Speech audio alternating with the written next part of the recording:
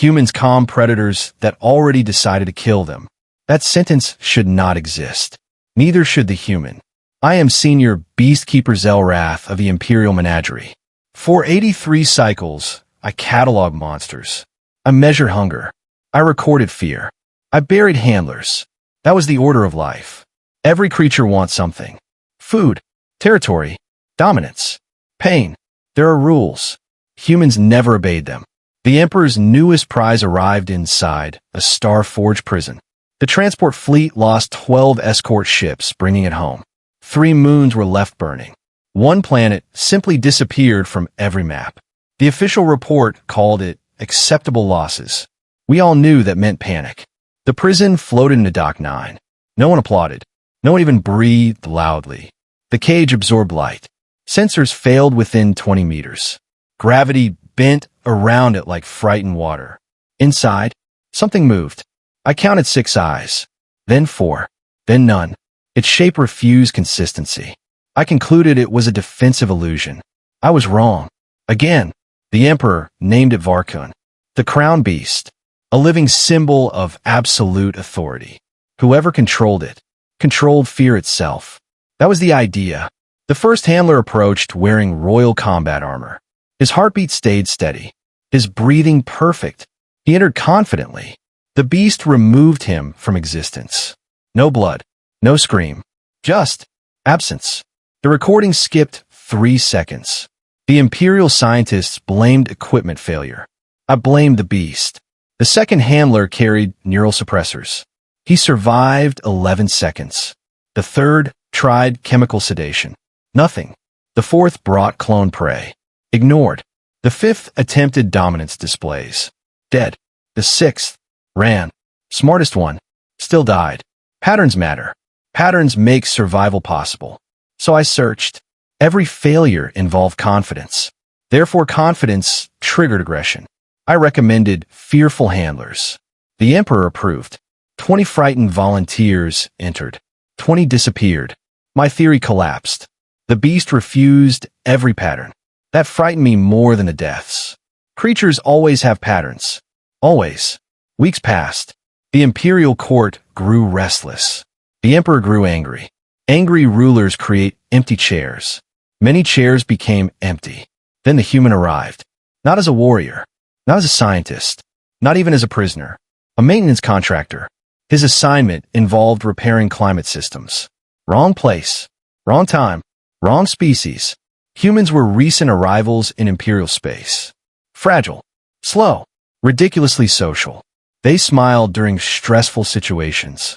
We assumed it was a primitive surrender display. It wasn't. I know that now. His name was Daniel. Average height. Average build. No visible weapons. No military insignia. He carried tools. He hummed while working. Predators should never make music. It announces location. Humans apparently enjoy impossible decisions.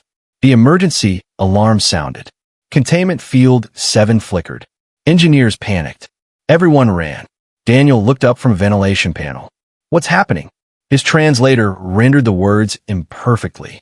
I answered. The Emperor's beast. He nodded once. Sounds serious. That was all. No panic. No survival response. I assumed he lacked danger instincts.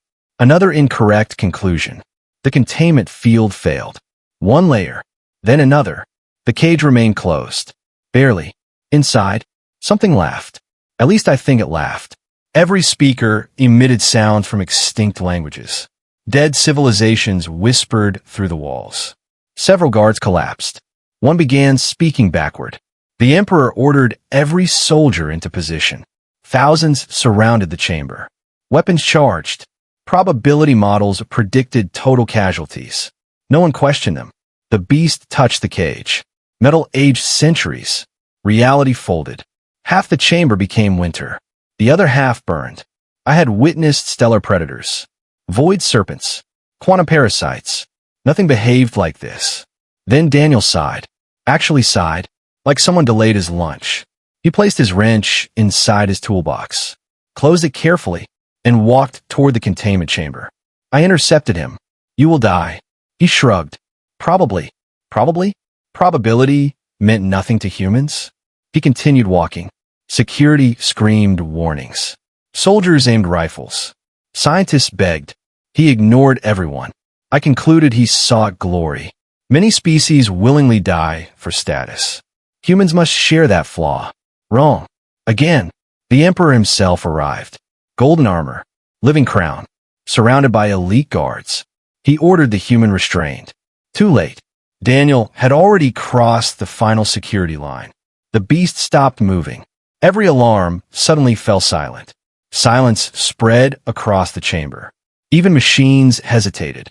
Daniel stood before the impossible cage. He looked inside. His eyes widened, not with terror, recognition, as though he had seen something familiar. Impossible. No human had ever encountered this creature. He smiled. There was that surrender display again. I prepared to witness another death. Instead, Daniel tilted his head, very slightly. The beast copied him. Every scientist gasped. I rejected the evidence immediately. Coincidence. Nothing more. Daniel slowly crouched. The beast lowered itself. Another coincidence. Statistically absurd. Still coincidence. Humans enjoy meaningless rituals. That explained everything. Except, nothing. Nothing was explained. The chamber trembled. The cage cracked. The beast moved closer. Close enough that every guard expected an attack. I expected it too. Daniel spoke softly. Easy. One word. No command frequencies. No psychic amplifier. Just sound. The beast blinked. 6 eyes. Then 4. Then 2. Its impossible body became smaller. Not truly smaller. Less hostile. Reality stopped twisting around it. I checked every sensor. They all began functioning again. Impossible. I concluded the creature was preparing a more efficient kill. That had to be it. Predators often reduce visible aggression before striking. Yes, that fit.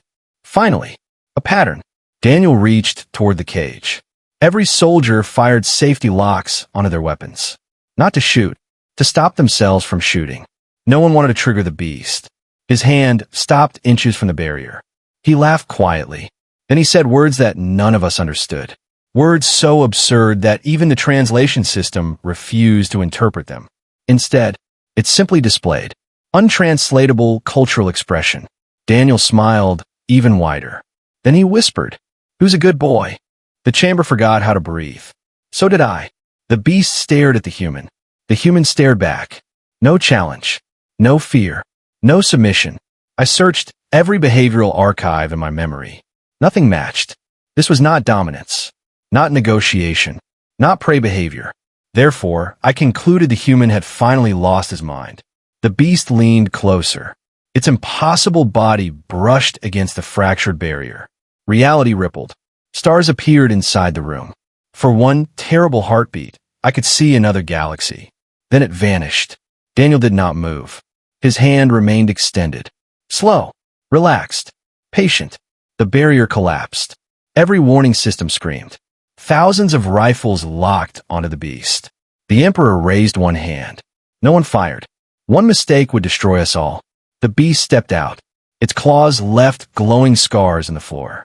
Every step bent gravity. The walls groaned. My instincts demanded flight. My legs refused.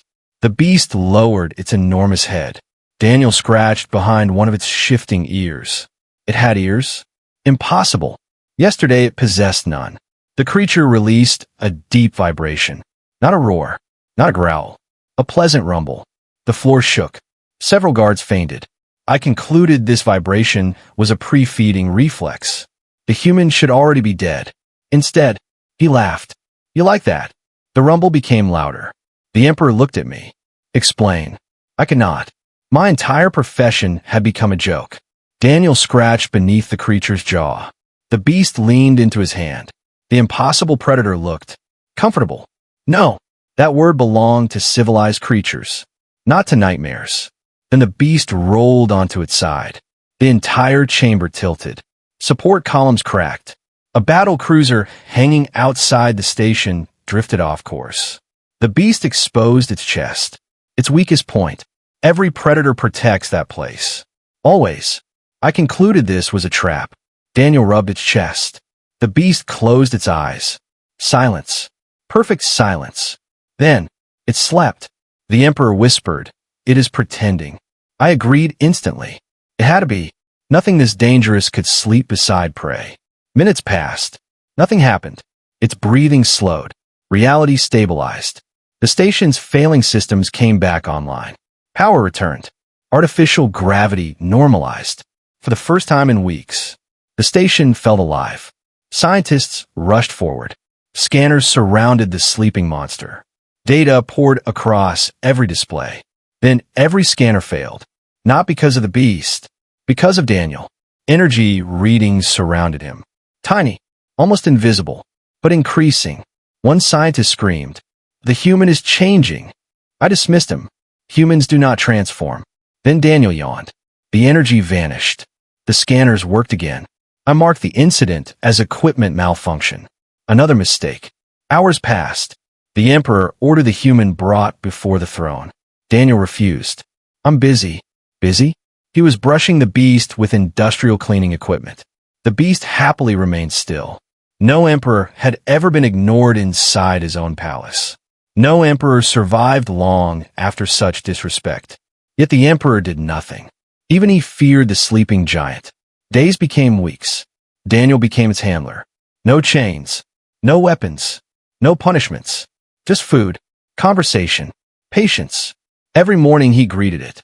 Every evening it followed him through the imperial gardens. The impossible monster never harmed another soul. The empire celebrated. Trade resumed. Wars paused. Entire sectors called it a miracle. I called it delayed catastrophe. Predators never change. Eventually, they remember what they are. That was another law, another certainty. Then the hunters came. Not ours. Something older. They emerged from folded space without warning. Black ships. No stars reflected from their hulls. No life signs. Only one transmission. Return the hound. Hound. They called the Emperor's beast. A hound? The Imperial fleet attacked immediately. Thousands of ships. Millions of weapons. Nothing reached the enemy. Every shot vanished. Every missile disappeared. One by one, our defenses died. Planets began burning. Cities vanished. The hunters advanced without emotion. The beast awoke. For the first time since meeting Daniel. It growled. The sound echoed across space itself. Daniel stopped smiling. I noticed that immediately. Until then, he had always smiled around the creature. Always. That was the pattern. Humans smiled. Humans stayed calm. Humans befriended monsters. Simple. Predictable. Then Daniel looked toward the invading fleet. His expression changed. The smile disappeared. His eyes became empty. Cold. Ancient. The beast stood. Not beside him. Behind him. Like a soldier awaiting orders. I laughed. A nervous mistake. Obviously the beast was preparing to betray him. Predators always return to instinct. Always. Daniel quietly spoke. "Stay." The impossible creature obeyed. Not from fear. From trust. Then Daniel walked alone toward the docking bay. The Emperor shouted after him. "You cannot fight them." Daniel answered without turning. "I'm not fighting." The hunters landed. Towering figures emerged. Their armor was older than civilizations. Their leader saw Daniel and froze. Every hunter immediately lowered their weapons. One by one, perfectly synchronized. The leader removed its helmet. Its face carried scars older than suns. Then it bowed. Not to the Emperor. Not to the beast. To the human. My thought stopped. The hunters spoke one sentence. "We finally found our beastmaster." The beast whimpered. Not from fear. From happiness. It ran past every soldier. Past every throne. Past every law of nature. Straight to Daniel. Then it sat. Like an obedient companion waiting for permission. Daniel placed one hand on its head. "I missed you too." The hunter turned toward us. "You believed you captured a monster." A long silence followed. "No. You rescued our last survivor." Only then did I understand. The creature had never refused handlers. It had searched, waited, hoped, for one scent, one voice, one impossible species. Not a master, a friend. I spent 83 cycles studying monsters. I never studied kindness. That was my greatest failure. I once believed humans calmed predators that had already chosen to kill them. Now I know something far more terrifying. Some predators only survive because humans teach them they don't have to kill at all. I once believed humans calmed predators that had already chosen to kill them. Now I know something far more terrifying. Some predators only survive because humans teach them they don't have to kill at all. And perhaps that is why the galaxy will never truly understand humanity. Because wherever humans go, even monsters find a reason to become something better. The end. If you enjoyed this HFY sci-fi story, don't forget to like, share, and subscribe for more original human versus alien adventures every week. Tell us in the comments, what should Daniel's next adventure be?